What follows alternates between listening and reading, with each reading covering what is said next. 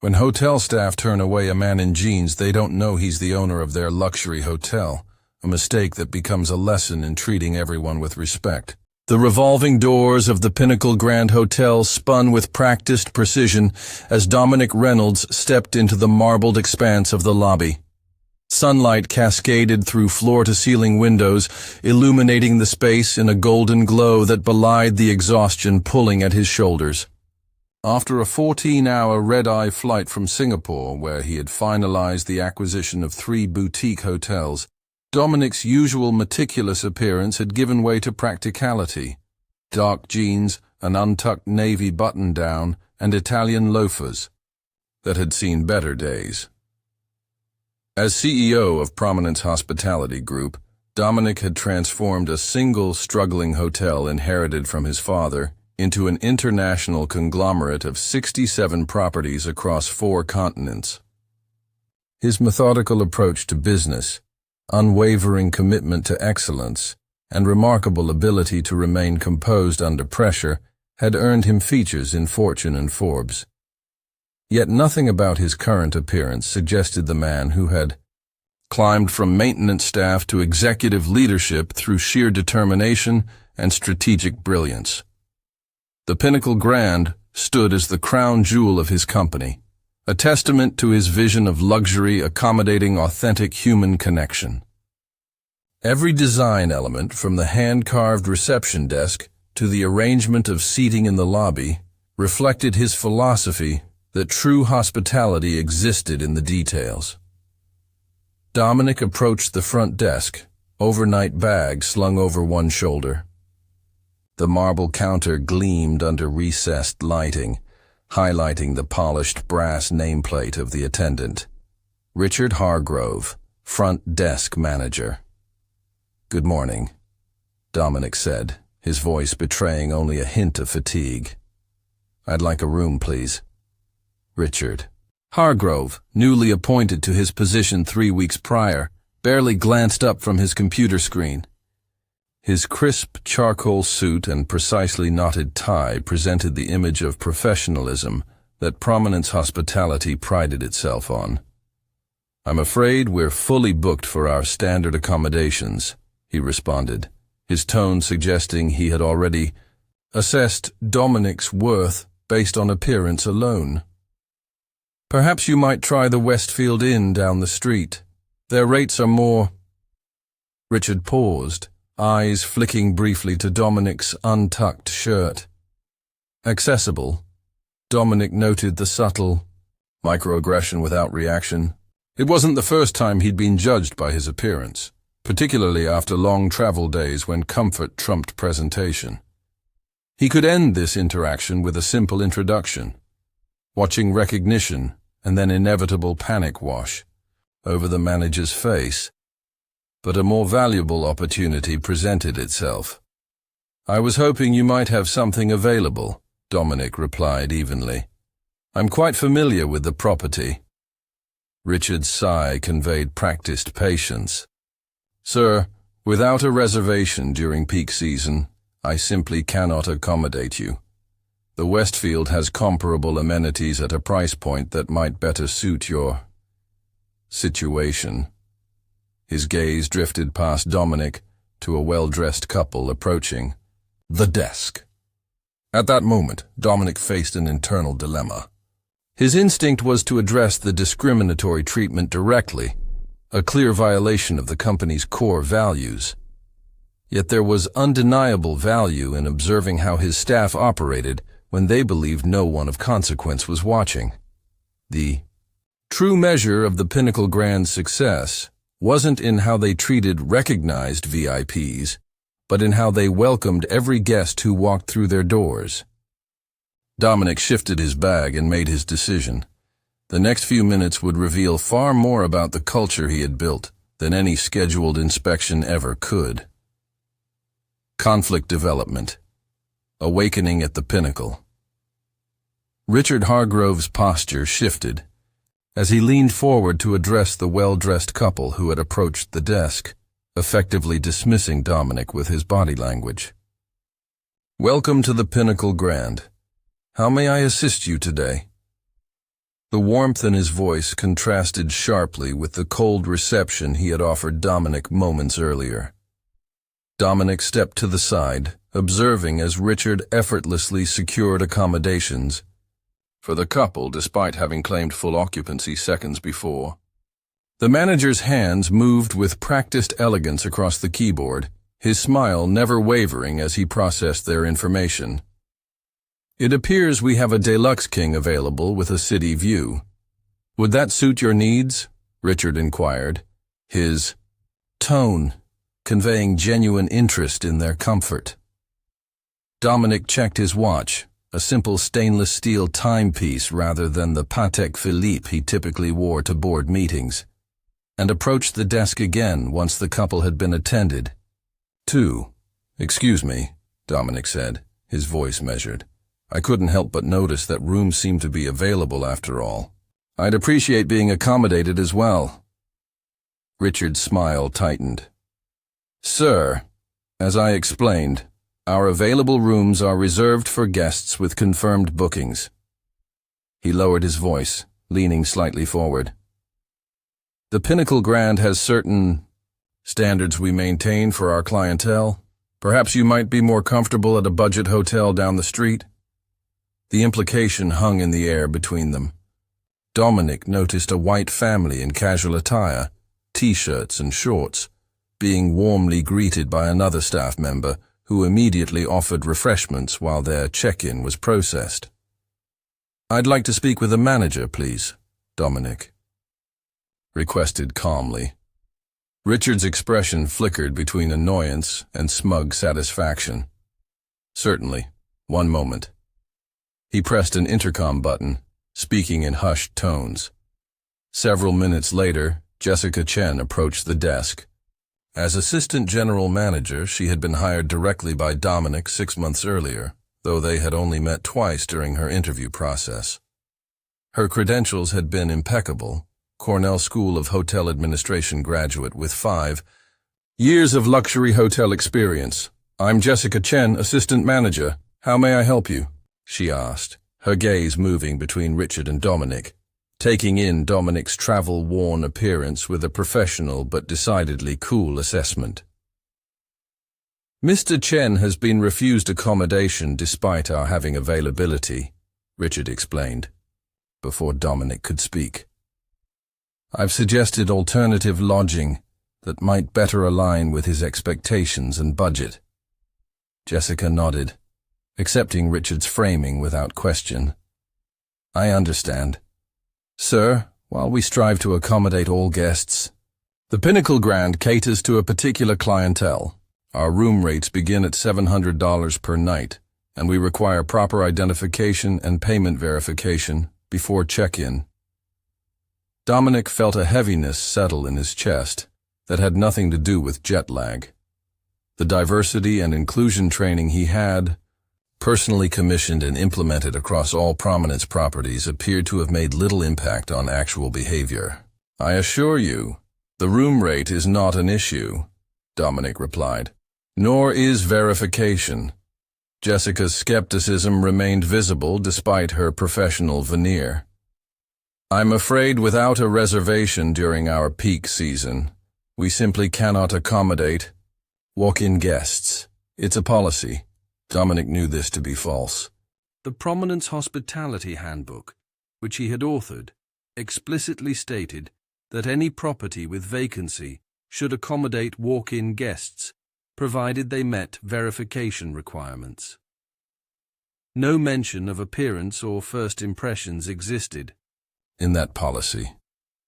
As Jessica and Richard continued their united front of polite refusal, Dominic's mind drifted to the journey that had brought him here. The son of a hotel maintenance worker and a housekeeping supervisor, he had grown up behind the scenes of a small independent hotel. At 16, he began working the front desk, where he first encountered the subtle discrimination endemic to the industry. By 25, when his father's employer faced bankruptcy, Dominic had leveraged every relationship and resource to secure financing and purchase the struggling property.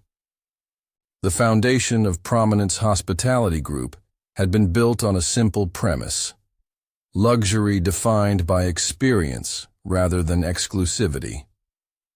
Excellence without exclusion had become their unofficial motto as Dominic transformed that single property into a symbol of accessible sophistication. Throughout the expansion to 67 properties, Dominic had maintained rigid standards for customer service while deliberately cultivating diverse management teams. Yet here, in his flagship hotel, those principles were clearly failing. Discreetly, Dominic removed his phone from his pocket and sent a text to Elaine Morris, his executive assistant of 15 years. At Pinnacle front desk, interesting situation developing. No intervention needed yet. "Sir, if you'll excuse us, we have guests waiting," Richard said, his dismissive tone hardening. "I am a guest," Dominic replied evenly, "and I would like a room." A line had begun to form behind Dominic, with several travelers watching the interaction with increasing interest. A woman in a business suit checked her watch impatiently, while a family with 2 small children whispered among themselves, the children's curious eyes darting between the adults at the desk. Richard's jaw tightened. "Sir, I've explained our position. I must insist that I simply require accommodation," Dominic interrupted, his voice remaining steady, but gaining a subtle authority that made both Richard and Jessica pause. "I have proper identification and payment methods. I find it difficult to understand why this continues to be an issue." "The issue," Richard began, his professional mask slipping further, "is that the Pinnacle Grand has a reputation to maintain. Our guests expect a certain atmosphere and clientele when they stay with us." The subtext was unmistakable. In Richard's assessment, Dominic didn't belong among the hotel's clientele, not because of his ability to pay, but because of who Richard perceived him to be based solely on appearance. Jessica shifted uncomfortably, seemingly sensing something amiss in the interaction, but unwilling to contradict her subordinate. "Perhaps if you could provide additional verification of funds or a business reference." The request struck Dominic with familiar weight. Throughout his career, from securing his first business loan to negotiating with international investors, he had repeatedly encountered the assumption that he needed to prove himself worthy of being in spaces where others were welcomed without question. During a development meeting for the Singapore property he had just acquired, an investor had mistaken him for a member of the catering staff despite his being seated at the head of the conference table. At a hotel industry awards ceremony 3 years earlier, he had been directed to the service entrance while arriving with his executive team. Each time, Dominic had navigated these situations with the same calm determination he employed now. The humiliation never lessened, but his ability to transform these moments into opportunities for systemic change had become a cornerstone of his leadership philosophy. As he stood in the lobby of his own flagship property, Dominic assessed the situation with strategic clarity. This wasn't merely about one employee's bias or his personal discomfort. The interaction revealed critical failures in training, culture, and accountability that required addressing at multiple levels. "I understand," Dominic said finally.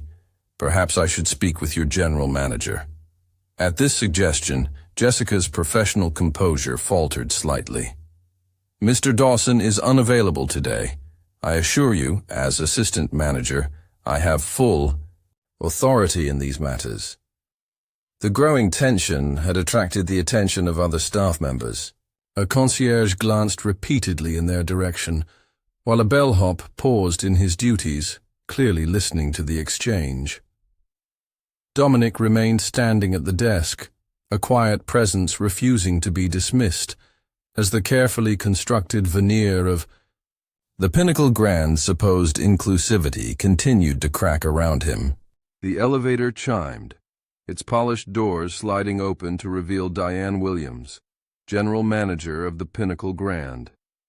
Her tailored charcoal suit and confident stride projected the precise image of leadership that Dominic had identified during her hiring process 3 years prior.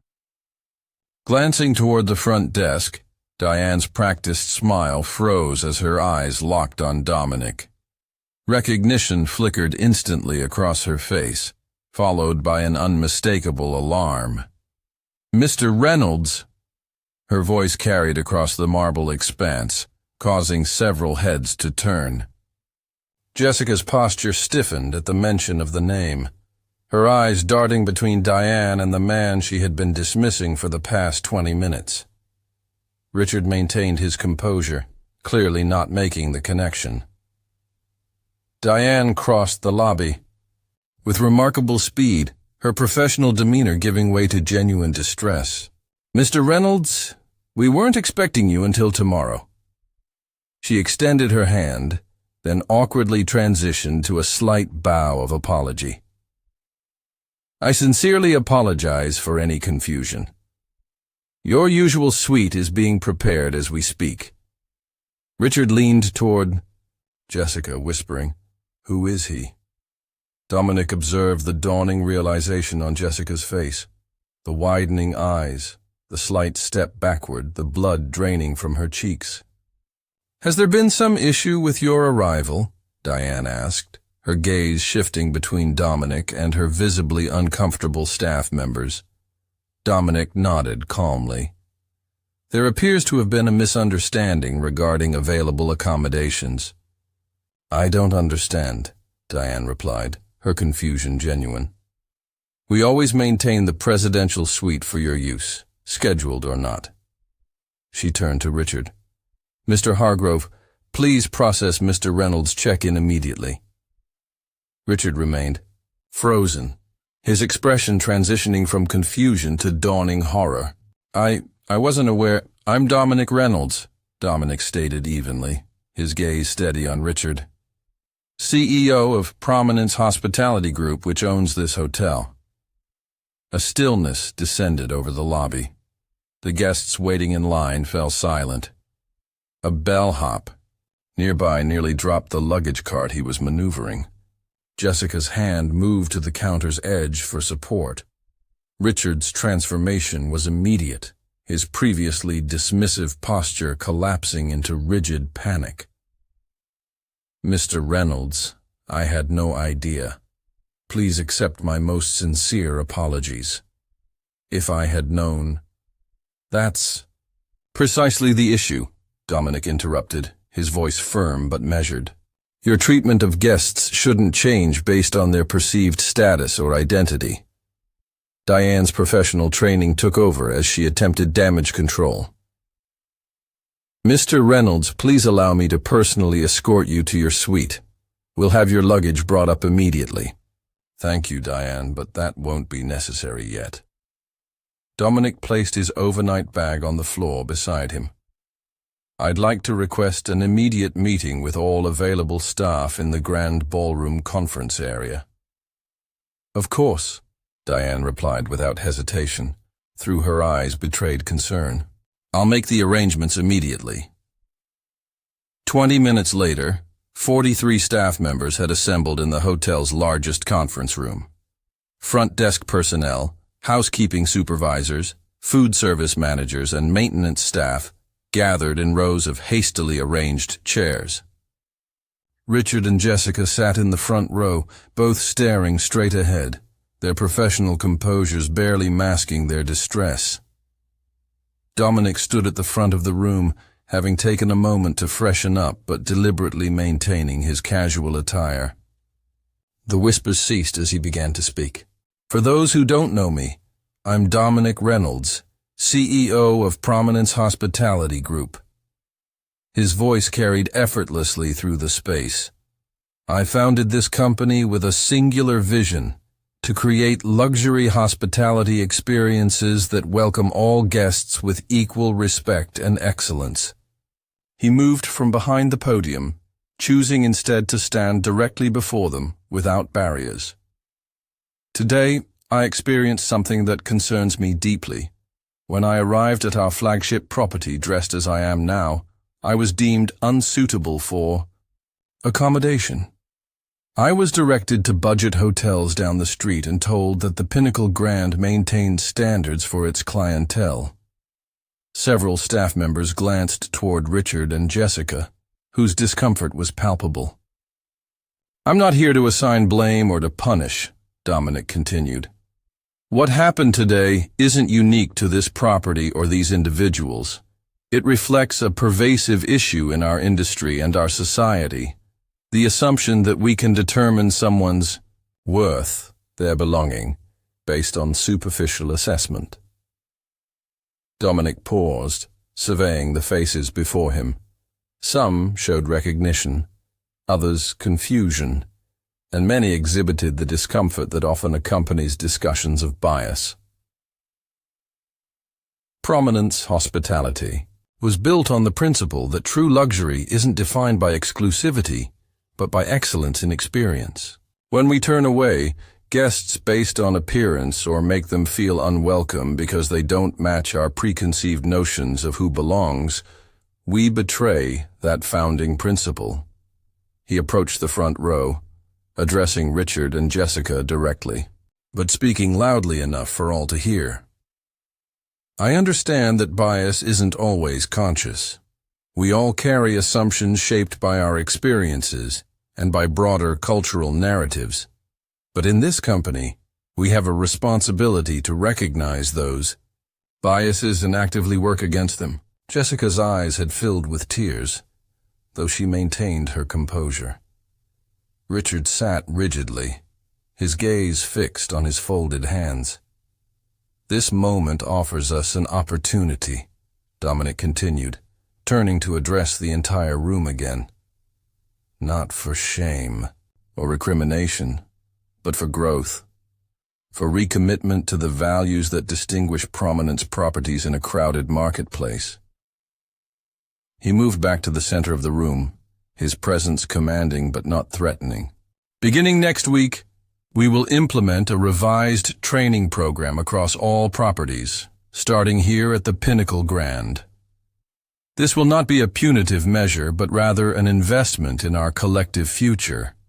Every staff member, from housekeeping to management, will participate." Diane nodded from her position at the side of the room, already making notes on her tablet. "Additionally, we will be instituting a new protocol for feedback and accountability. Anonymous surveys will be distributed to guests from diverse backgrounds, specifically addressing their experience of welcome and belonging during their stay." Dominic's gaze swept across the assembled staff, making eye contact with as many individuals as possible. "The measure of our success isn't found in the luxury of our furnishings or the exclusivity of our clientele. It's found in our capacity to provide every guest with an experience of genuine welcome and impeccable service, regardless of how they look, what they wear, or who we perceive them to be." The silence in the room had transformed from tense to attentive. Even Richard had raised his eyes to meet Dominic's gaze. "This isn't just about business," Dominic concluded. "It's about the kind of world we choose to create through our daily actions and decisions.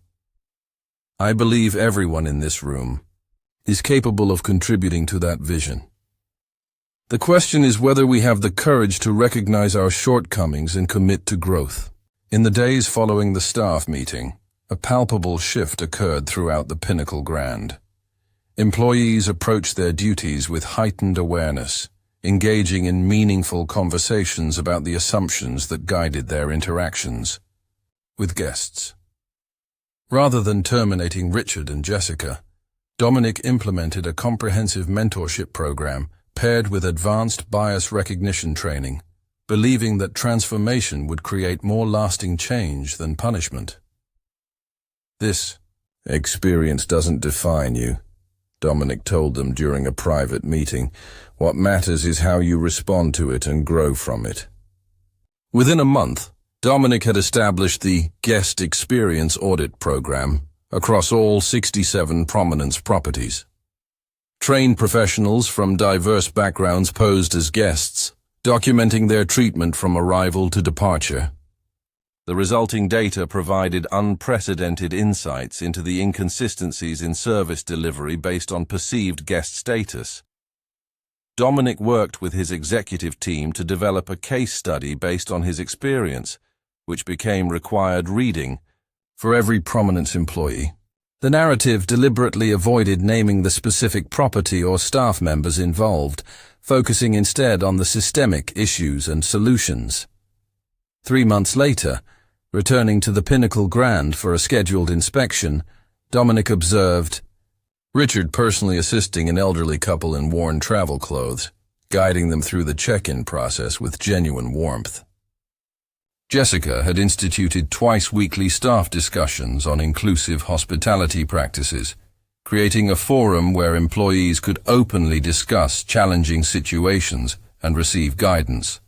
The Pinnacle Grand's guest satisfaction metrics had reached unprecedented levels, with particular improvement in ratings from international travelers and first-time luxury hotel guests. The property had become a model of excellence within the prominence portfolio, with other hotel managers visiting to observe their transformed approach to guest services. The most painful experiences often yield the most significant growth, Dominic reflected during an executive leadership retreat. What happened that day revealed weaknesses in our culture that statistics and reports couldn't capture. 6 months after the incident, Dominic checked into the Prominence Royal in Chicago, wearing jeans and a sweatshirt, carrying a backpack rather than a suitcase. He was greeted with the same professional courtesy offered to guests in business attire, a small but meaningful indication that his message had permeated the company culture. The ripple effects extended beyond prominence properties. As word spread throughout the industry about the company's innovative approach to bias recognition and inclusive service, competitors began implementing similar programs.